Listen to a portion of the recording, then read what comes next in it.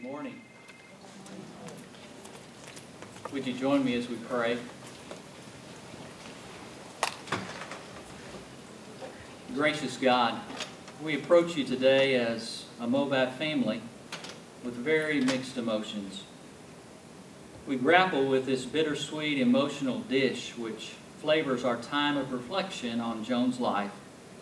God, we taste the bitterness because we've lost a dear colleague, mentor, leader, and friend. And yet the sweetness of the life she lived and the lives she touched awakens our fond memories. Joan taking a recently graduated nurse under her wing and patiently showing them the ropes in the world of nursing.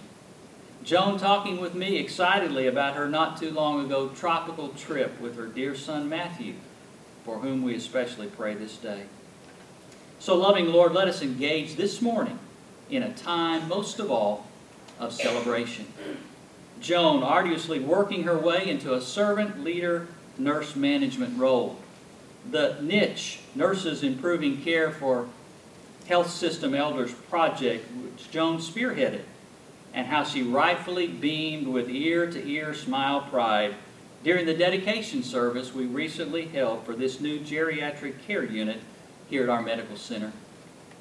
Almighty Creator, we come to you with our memories, our reflections, our sadness, and yet, most of all, as we know Joan would want it, with our celebrations.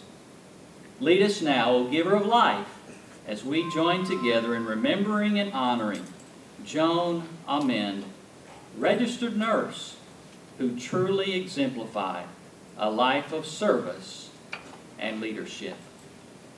Amen.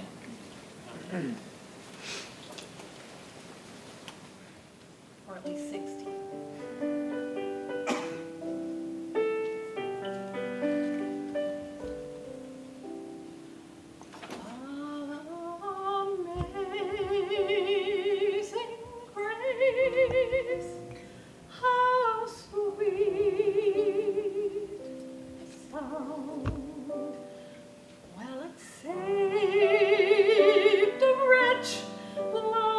Like me.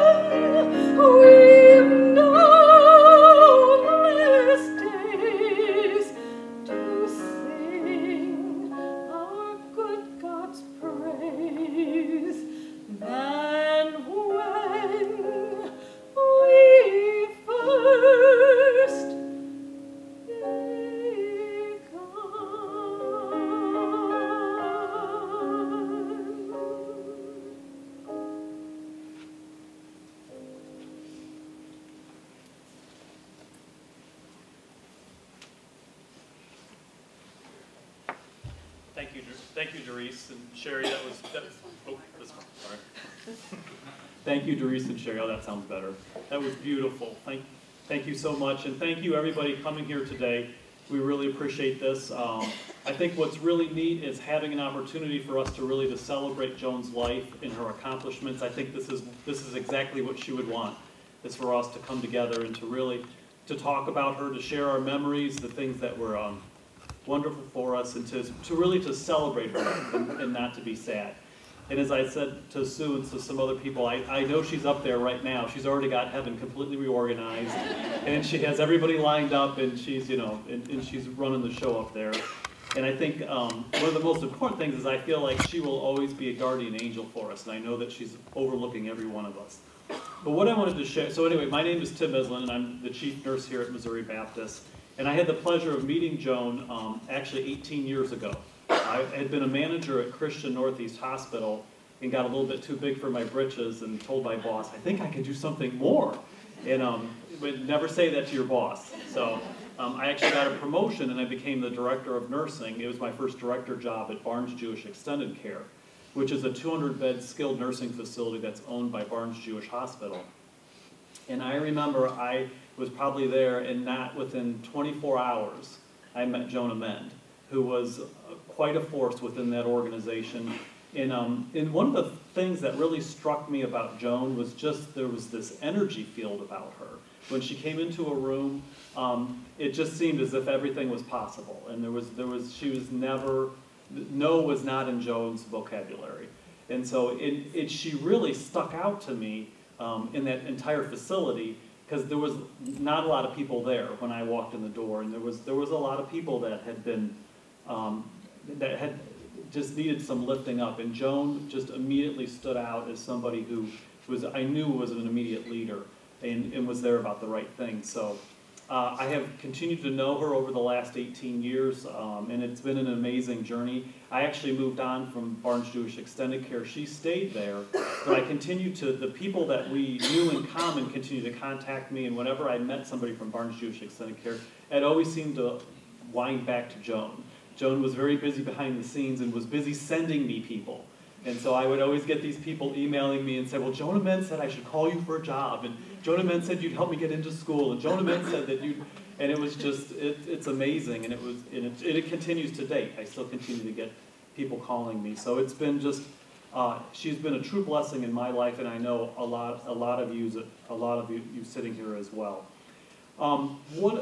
As I was getting ready for today, what I wanted to share with you, and I talked to a lot of the people that are in the audience, and you know, to me there were four words that describe Joan, and when I think about that, how she impacted me, and how she impacted the places that she worked, and how she impacted the patients that we took care of, and these have just been four general themes, and so I'd like to share those with you. The first word, so as I sat down to think about this, like I had to describe Joan, the first word that popped into my head was courage, and so I looked up some stuff about courage, and this is the one that just really, there were two things that really hit me that made me really think about Joan. And the first was that God places the heaviest burdens on those who can carry its weight. And I feel like that was what Joan brought to the table. You could not give her something that she would not accomplish. She never said no. Well, she did say no a lot. But I never took no, so I just kept pushing and pushing, but there was never a challenge that she did not overcome.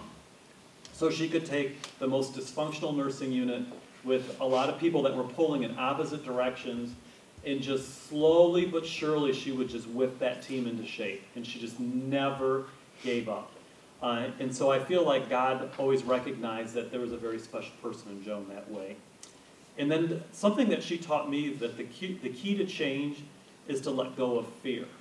And she was absolutely fearless.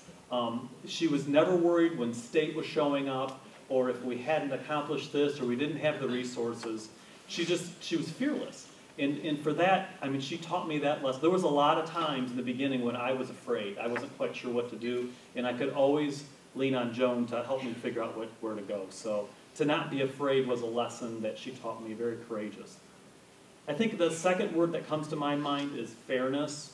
And this is a funny one because if I had $1 for every time she told me that's not fair, I would be a millionaire. Because I must have had 1,000 conversations with her about what was fair and wasn't fair. Well, that's not fair, Tim. That, we have to have these resources. You have to do this. It's not fair.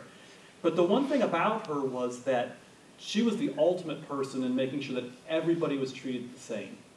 She never had favorites.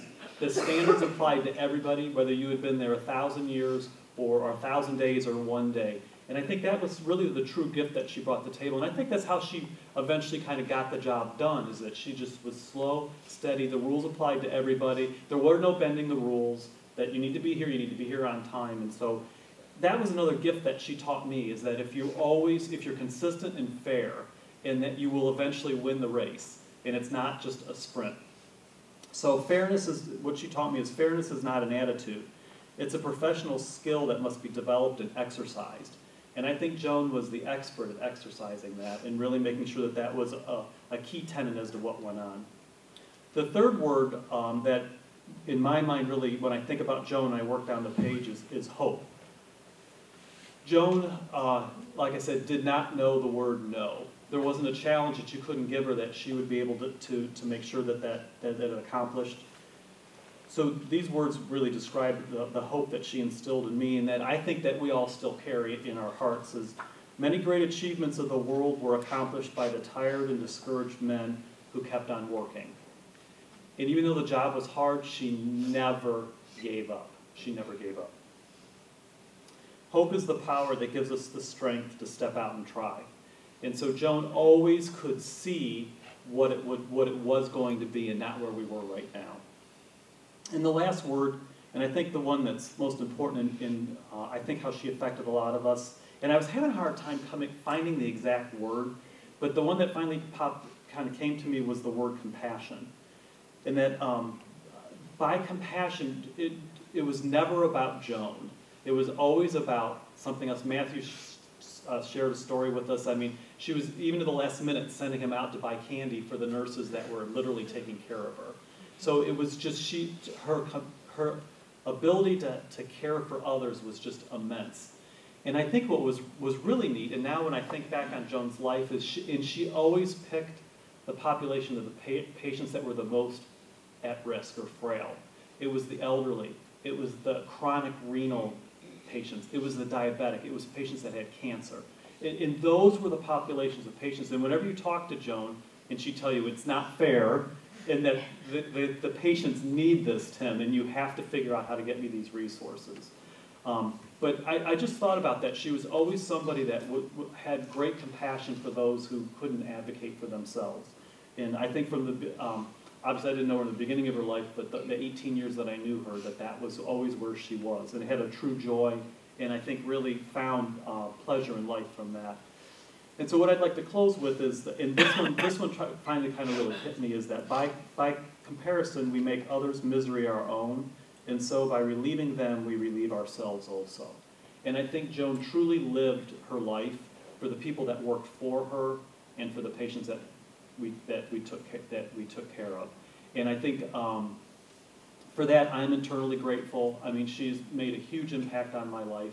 And I think even though she's physically not here with us, I can feel her presence constantly in the building. And my goal is to keep her memory alive and all of the wonderful things that she's done here and at Barnes Jewish Extended Care and across the system, that we keep that memory alive.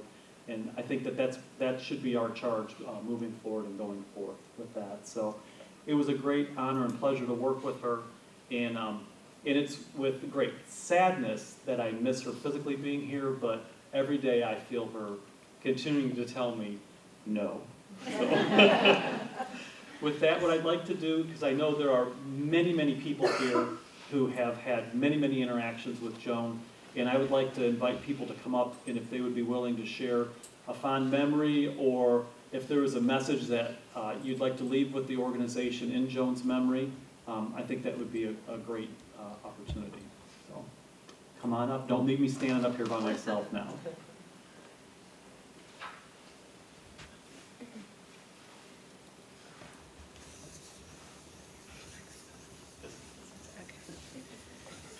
to, I know that you guys have probably known her a lot longer than I have. I've known her probably for about 7 years now, and I had the privilege of working with her closely in the last 3 years.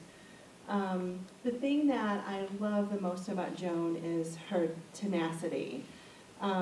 She, toward the end, would come to work every day. We really had no idea how sick she was, and she didn't let us know. And she would be limping down the hall, and, you know, I don't think anyone really knew, but she kept serving us. She kept serving the hospital. To her, it wasn't a big deal. She was at home with us, and that's what she loved. She loved her family. You guys are going to make me cry. She loved us, and I don't think a lot of people really realized how much she loved us. When you worked this close with her and you really got to know her heart, you saw who she really was, and she was golden. She was just a very wonderful person. So to the family, I'm very sorry, but I'm also very privileged to have known her and worked with her the way that I have. I did bring one thing that she did all the time was provide chocolate for anyone who wanted it. And her chocolate jar has been empty. We filled it today and we brought it with us. And I'm going to put it up here, hold it. And just as you leave, take a piece of chocolate and just remember her. People would come from all over the hospital just to get chocolate.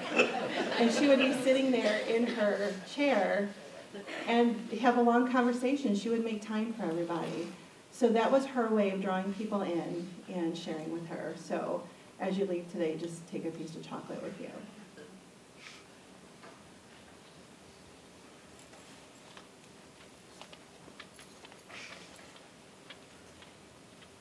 Hello. So I worked with Joan in a roundabout way. Most of you know I worked directly with Joanne, who worked with Joan directly. But I just wanted to say that in my dealings with Joan, and when I would see her coming in and out of Joanne's office, and when she and I would meet about the peripheral things that go on in the hospital or pertain to her floor, I also thought of a word, Tim, that reminded me of Joan, and especially in the last 6 months to a year, and that's brave. I don't think I've ever known a braver person in my life, because I think a lot of people who have the things going on that Joan had, I don't know that they could have come into work every day and selflessly give of herself. And she gave so selflessly to the patients and to us. And I know she lived for her family. I remember the stories she would talk about the family. And Joan talked to me a few months ago about the trip to Jamaica, because I had recently gone, and that was so important to her that she went. So I just thank God that she was able to do that with you. And she enjoyed it so much. When she got back, she spoke a great deal about it. So when I think of Joan, and I hear her in the halls often, I think of bravery.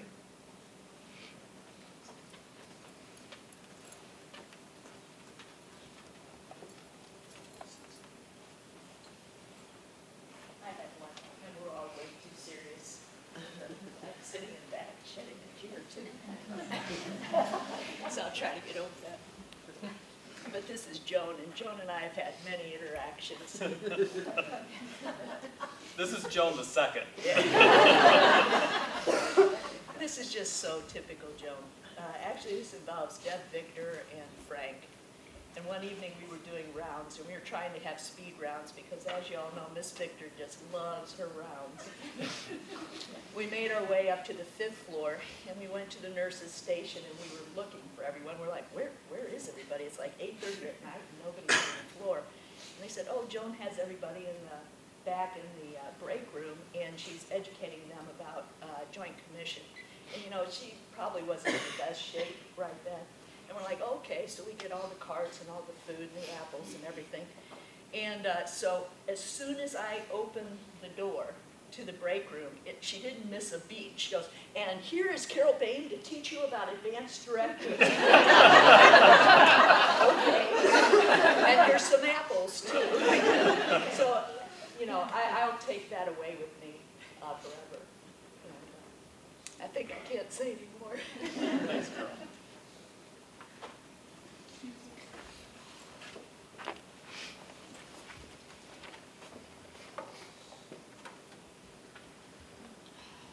Hi, everyone. My name is Matthew Amon. A lot of you might know me as Joan's son. I even have it on my chest because, oh gosh, growing up, you know, my mom was always in the hospital, always working, and she was always well known. She had a lot of friends. So people would maybe not know who I was, but they knew it was Joan's son. That's Joan's son. That's Joan's son. I heard it 1,000 times growing up. To the point I had to get it on my chest, and she really enjoyed that. So, this is Joan's son. You see, he has his chest. He loves his mother, and I love my mother. So let me, give it up if you love my mom. Please, applaud if you love my mom. Now, come on. You all know she is God's #1 nurse up there. Let's make sure she can hear it. There you go.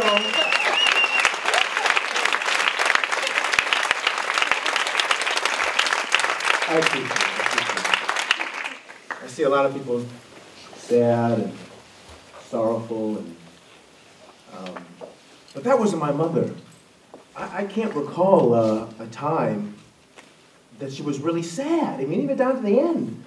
Really sad or crying. She would get down. She would have her low points. But she wouldn't want us to be sad. She would want us to enjoy today, have a good time when we go out, enjoy the family that we have, call our mothers up, go see a movie with our mothers. Oh, we would see movies all the time, even movies she would hate. You know, she would go there for me, and just, we would have great times together. Because I not only lost my mother, who was a great mother, but my best friend. For 27 years, my best friend.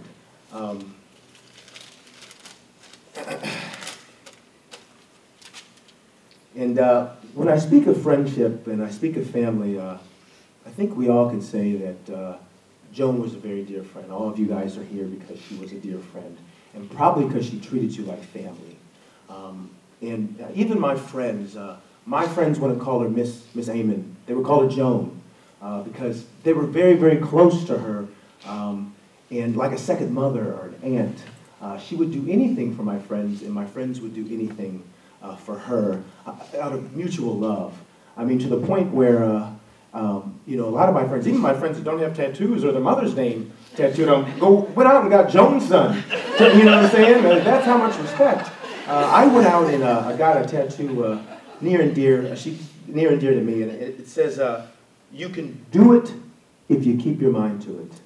I remember growing up, I had learning disabilities, and it was a struggle.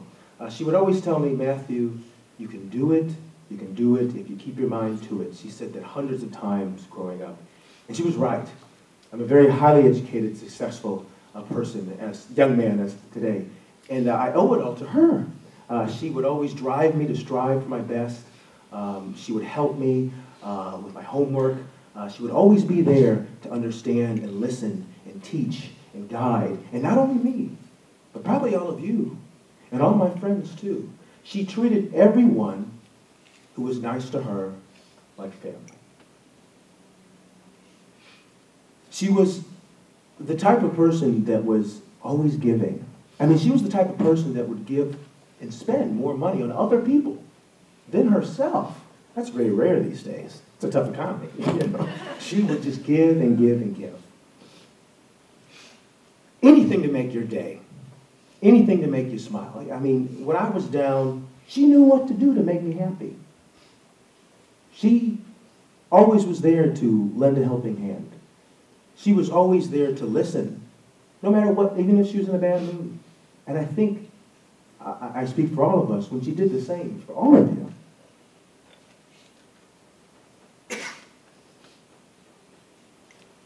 I miss her very dearly. And I know I'm not the only one. But I would like to share a few things. It's two stories that are significant to me. One is about her tenacity and love as a mother, and one is about her as a giving nurse. I remember when she first got a job here at Missouri Baptist, 8 years ago or something? Yeah, I had to been like 18. And I was a comic book geek. I still am. I read a lot of comic books. And it wasn't really her thing. She didn't understand it. but she always loved anything that I was into. I was her world, I'm sure. She talked to me she talked about you all the stories, and what are my sons doing, and Joan's, I know, she loved me. But I remember I was 18, and I was sitting down, and this is before she really got a job here, was really working here. I was in the kitchen, and she was buying me food, and I just had to leave my job at Extended Care as a dishwasher because I wanted to focus on full-time doing these 2 shows, these 2 plays. And it takes me a long time to, as a character actor, to learn the lines, and it's 40 hours of rehearsal and outside rehearsal, so it's a lot of work. And she supported me financially and helped me during that time. And I remember I didn't have that much money, and I was reading a geek magazine, it's called Wizard Magazine, and I was like, oh man, in Chicago, there's a comic book convention. It started today. Oh my gosh, I always wanted to go to this convention. It's so great. I remember she goes, well, let's go. And I go, Mom, no. I mean, I don't have any money. It started today. It's in Chicago. No, I don't want to go. Man, we can go. You really want to go? I know how much you love this. I mean, she didn't care about comic books, superheroes, and stuff like that. But hey, she knew I did. The next day, we had a train ticket. We went all the way, me and her, to Chicago. She got the biggest hotel I've ever been in. It was connected to the convention. She paid for everything. I just couldn't believe, within 24 hours, what I wanted. She made happen because she loved me, because she would do anything for me, and she would do anything for anyone who respected her or was nice. And I had the time of my life, boy. Even when I spent too much time and we missed the train back, and she was late for work because she had to stay at a hotel, we had to drive. Even then, she didn't care. She made my day. And it's things like that I never probably appreciated as much. But how many of us would do that for our own kids? Hey, let's go to Chicago tomorrow. And then, it's been a stressful week, and I have to go right back, to work on Monday after hanging out with weirdos at a convention in Chicago. You know what I'm saying? How many of us would do that for our own kids? But that was the type of person she was. She would always come home and have conversations about work, about the people she worked with. Now, there's a lot of you. I don't know all your names. But she would mention this person, that person, that person, this person. And you could tell she really, really enjoyed. I mean, she was a nurse for most of her life. She just enjoyed doing what she did. She enjoyed working with other nurses who cared for people who were sick, who cared for the suffering, who put themselves first, or put others first before them. And boy, you guys were her second family. And she treated you like family, and you know that. And I told this story a lot, and it was the last act she did that just, it blows my mind. And like I said, she treated anyone like family that was nice to her. I remember when she was very sick, probably the last month of her life. And she was in the hospital bed, and I come in, I'm visiting her, and she goes, Matt, I need you to go run up to Snooks right now. Run up to Snooks right now, I just got here. I'm trying to visit, what's up? She goes, well, I messed myself 3 times in 1 hour, and these nurses, I haven't met them before, I don't know who they are, but they were just so nice. And I felt so bad that I messed myself 3 times, and they had to come in for an hour, and they were just so nice. So I want you to run up to Snooks and get 2 $50 gift cards for them. And I go, 2 $50 gift cards? That's $100. That's a lot of money. Mom, no. She had to talk me 5 minutes into eventually driving up to Snooks and getting 2 $50 gift cards for these nurses that she just met then and there who were nice to her. I've been working in hospitals since I was 15. Nobody gave me a $50 gift card ever for anything, just for doing our jobs. Wiping butts. We wipe 100 butts a day. You know what I'm saying? But that's the type of person she was. I think we all could learn from her. I know I did. She had the biggest heart out of anyone I knew. She was the strongest woman out of any woman I've ever met. And I know she leaves behind a legacy. And her legacy is very simple. It doesn't matter what political ideology you have. It doesn't matter what creed or religion you have, what race, what class, what sexual orientation. If you were a stranger, if you were an animal, she would love you and treat you like family and not judge you if you were nice to her. That's it. I can't even do that. It's hard. It's hard to love like that. It's hard to respect anyone just because they're nice to you, regardless of who you are, where you come from, what your background is. I appreciate all the stories, Tim, and great story. I mean, you summed her up perfectly. And those words I've literally heard, hundreds upon hundreds of stories in the last 2 weeks about, oh, you know, she saved my butt a few times. Oh, she was like my second mother. Oh, she did this and that, and she gave me this and that. And when I needed help, and you know, when I needed I needed someone to listen to me, or when I needed a helping hand or a shoulder to lean on, and this, that, I've gotten letters, I've gotten emails, people coming to her wake and telling me these stories that I didn't even know, people I didn't even know. That's amazing to me. And only now do I fully understand and see how powerful love is. Because that's what she was. Love, kindness, respect. If there's one thing you can learn from my mother, it's to treat people like you want to be treated. You all were very dear to her. She wouldn't ever stop talking about you guys. She loved you all. And because of that, I love you all. And I appreciate you all being here. She would have loved it. But you want to know what she would have loved more? This weekend, go out, have a great time. Because my mother could kick it harder than me. And that's not me lying, she could. She liked to have a good time. So have a good time. Take your mother out to see a movie. Do something charitable. Give something to someone just because. Treat people how you want to be treated. That's it. That's her legacy. Thank you, guys.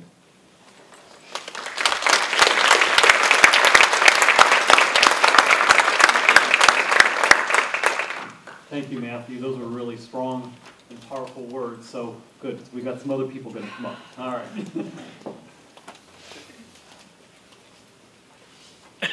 Okay, Vanessa and I are going to go together because we have a special relationship with Joan. We have some funny stories. Of all the words everyone used to describe Joan, no one said dedication. And I feel like Joan was very dedicated to work, family, and especially math. If I would go talk to Joan about anything, we would end up talking about Matthew. And I found out later at the wake, when I told Matthew this, he said, well, that's really funny because when Joan would come home, all I would hear about is Vanessa and Liz, and how much trouble they got in, and what they did funny. So, I'll let Vanessa share a couple of funny stories, because Joan would want this to be funny, not sad.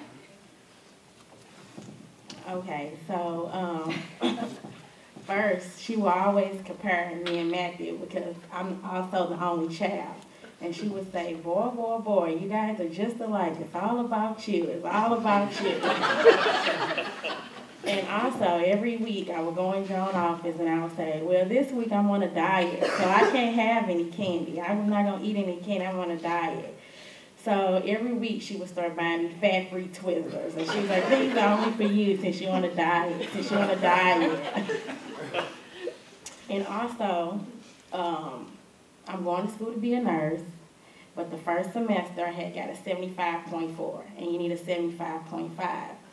So I was just so devastated. I was crying. I was just all a nervous wreck about it. And I was like, well, I'm probably not going to worry about nursing school. I'm probably going to do something else.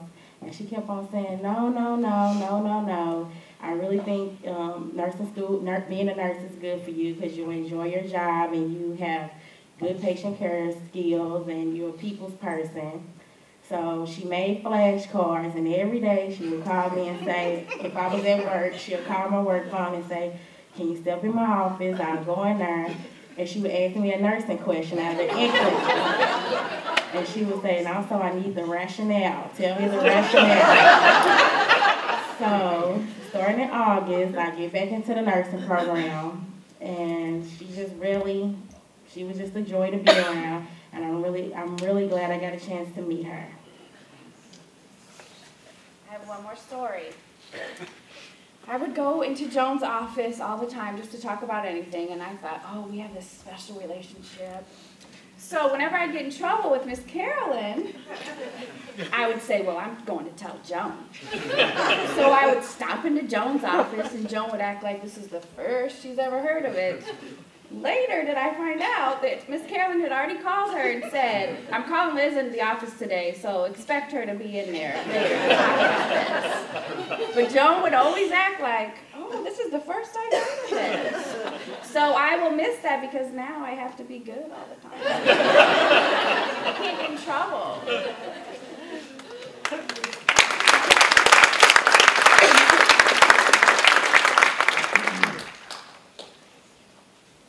That was wonderful. Thank you so much for sharing that with us.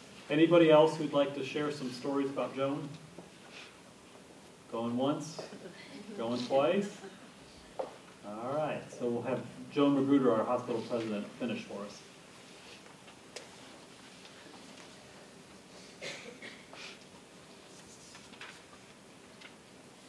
So obviously the words that you have all shared today are absolutely moving.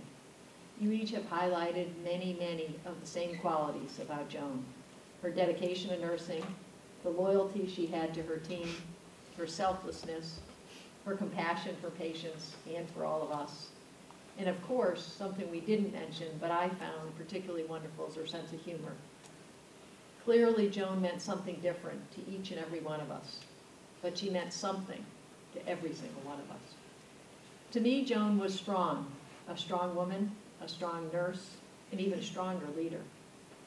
Many of you remember Joan, as you talked about today, as a fearless leader. She didn't hold back. And trust me, she didn't hold back with me either. Which I relished. Her candor, her passion, her respect for her patients. And her staff, as you have all talked about, loved the advocacy she gave them.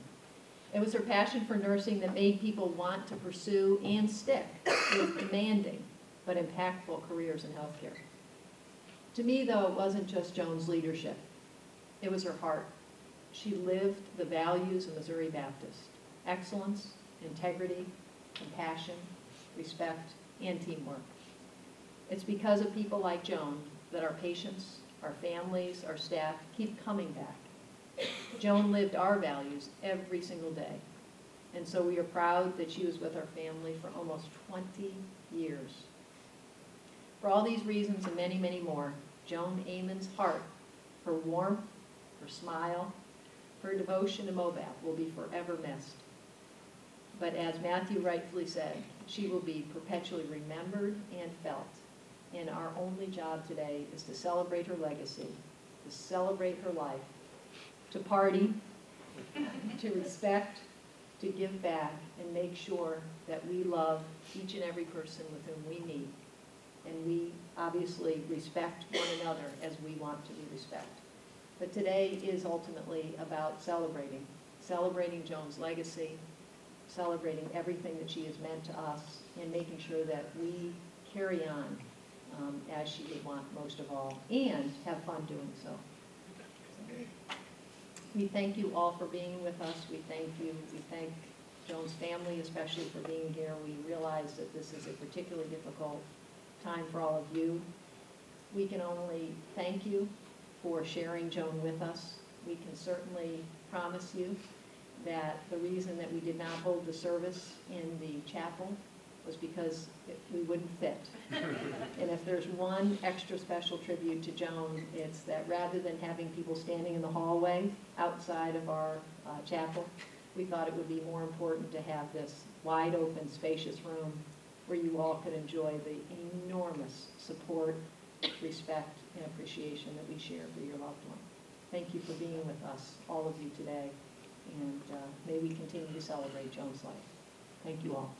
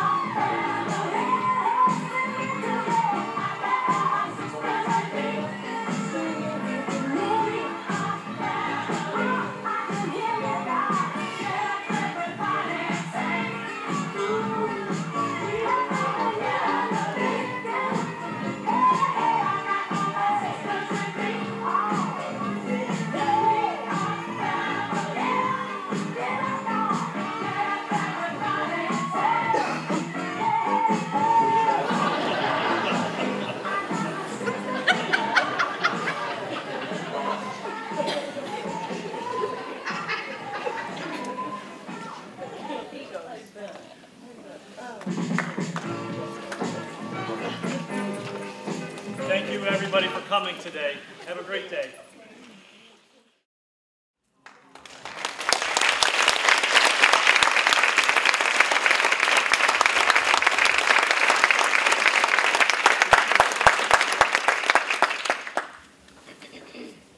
So I know that there was a number of you that were in the room with us yesterday. But we had a memorial service for Joan and men, and so I'm trying to think about what we're condense that hour-long memorial service into a couple minutes. But I think what was how Joan affected most of us was just impacted all of us in many, many different ways. And I was even surprised yesterday after I heard some of the staff and other people that work in the hospital, how far and wide her reach was, and how many people that she was actually helping behind the scenes. some of the things that we talked about were our memories of Joan is her courage, and that her fairness, treating everybody the same, and her compassion for really taking care of the staff who took care of the patients and the patients themselves, and what a broad and wide reach that she had with that. So in honor of Joan, we would like to give this award, and we have Matthew here, we have her son, so we'd like Matthew to come up and receive Joan's award for her.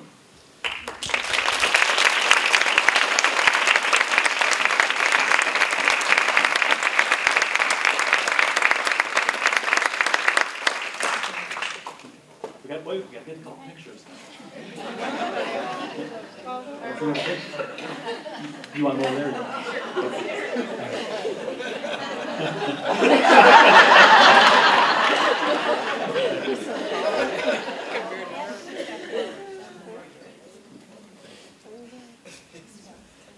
Oh, okay, we're gonna go over here. Help you with that. Be just one moment, please.